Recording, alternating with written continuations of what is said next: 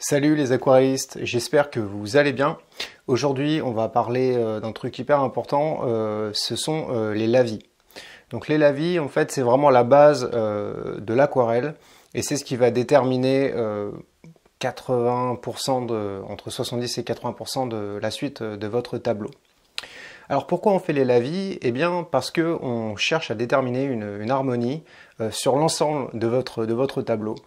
Et donc on va procéder, en tout cas moi je procède comme ça, c'est-à-dire en travaillant avec des strates, en fait, comme des strates de peinture, et qui vont se superposer les unes avec les autres. Donc je vais vous montrer directement sur la feuille ce que ça donne. Je vais vous montrer deux façons de faire des lavis simplement à l'aquarelle. Donc c'est un tutoriel je pense qui est très adapté pour les débutants, ceux qui savent pas trop comment s'y prendre. J'ai donné des cours récemment, j'ai fait un stage et j'ai vu un petit peu les difficultés que les gens pouvaient rencontrer quand ils débutent. À savoir notamment l'hésitation et tout, etc. Donc on va voir ça tout de suite derrière la feuille. Alors la première chose, c'est déjà d'utiliser le bon outil, l'outil adapté pour les lavis. Donc il y a trois types de pinceaux qui sont adaptés, bon, même quatre, hein, là je vous en montre trois. Donc le fameux pinceau petit gris, donc petit gris en fait, un petit gris c'est de l'écureuil, voilà, un gros pinceau petit gris, là un pinceau en poil d'écureuil, alors c'est pas un petit gris mais c'est un poil d'écureuil, celui-ci, et un pinceau aussi qui fera l'affaire, un gros pinceau, donc en mix, en synthétique, c'est-à-dire poil naturel et poil synthétique. Donc moi je prends mon petit pinceau normal parce que ça suffit pour une surface comme ça, ou un pinceau un peu plus gros, voilà. Mais je pense que celui-là suffira pour une petite surface. Donc maintenant je vais vous montrer en fait la première étape pour faire un lavis correctement. Donc la première étape bien évidemment c'est de choisir ses couleurs, parce qu'on cherche à poser une harmonie sur l'ensemble de notre feuille, de notre tableau. Donc les lavis basiquement c'est ça, hein. C'est des couches de couleurs qui se superposent et en premier lieu on va déterminer une harmonie. Donc là je vais faire très rapidement une harmonie, je brosse une harmonie, je vais vous montrer comment passer la couleur rapidement pour que ce soit fluide. Donc là je vais commencer par le bleu de céruléum, parce que c'est souvent ce qu'il y a dans les ciels. Donc bleu de céruléum, je le passe rapidement. Je n'humidifie pas la feuille, ça je vous montrerai dans une deuxième partie, on va dire. Donc très rapidement, je place ce lavis en fait. Voilà, j'essaie que ce soit avec des allers-retours en fait. Le truc c'est qu'il faut faire des allers-retours, vous voyez, comme ça, rapidement. Donc maintenant je vais intégrer la deuxième couleur, donc ocre jaune par exemple, si j'ai déterminé ça dans mon harmonie. Si vous avez du blanc, que vous voulez retenir un blanc à un moment donné, vous voulez qu'il y ait une zone très blanche, soit vous le réservez avec du drawing gum, soit vous l'esquivez dans votre lavis. Mais du coup ça enlèvera un peu la fluidité. Donc je vous conseille, si vraiment vous voulez un truc précis et que le lavis soit beau, de mettre du drawing gum au pire. Donc là voilà. Là, je mets l'ocre jaune.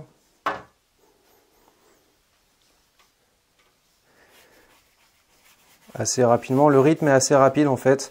Je voyais des gens dans des ateliers qui n'allaient pas assez vite et utilisaient des pinceaux trop petits. Donc il faut quand même que le rythme soit assez soutenu en faisant des allers-retours. Et normalement, vous ne devriez pas avoir de problème à faire un lavis correct. Et donc là, hop, voilà. On essaie quand même de peaufiner un petit peu ce dégradé ici, comme ça. Voilà. On essaie de le dégrader en fait. De faire un lavis en dégradé. C'est plus joli. Et donc une dernière couleur. Je vais mettre terre de sienne brûlée. Donc là, bleu de céruléum, terre de sienne brûlée et ocre jaune. C'est trois couleurs qui se marient vraiment très très bien. Ça, vous ne pouvez pas vous tromper. En tout cas pour les premières couches, c'est certain. Donc là pareil, donc ce que je fais c'est que je commence par la base Et ensuite je dégrade vers le haut.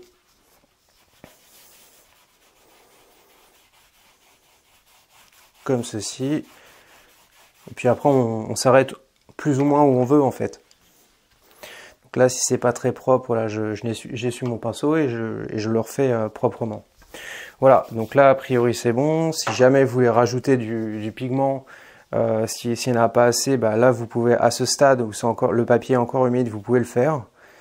Toujours en faisant des allers-retours, c'est vraiment ça la technique, c'est pour que ce soit bien propre, bien carré. Voilà, et puis vous voyez, ça nous fait un beau dégradé. Donc là, je pense qu'on peut le fondre encore un peu plus, mais ça passe. Et de toute façon, gardez bien en tête que c'est la première étape. C'est-à-dire que ça, c'est un peu votre esquisse de couleur, si je peux m'exprimer ainsi. C'est en rien un résultat final. Après on va monter les plans et tout, etc. Alors maintenant, donc ça c'est vraiment la première étape. C'est celle que j'utilise moi la plupart du temps. Maintenant, il existe une deuxième option.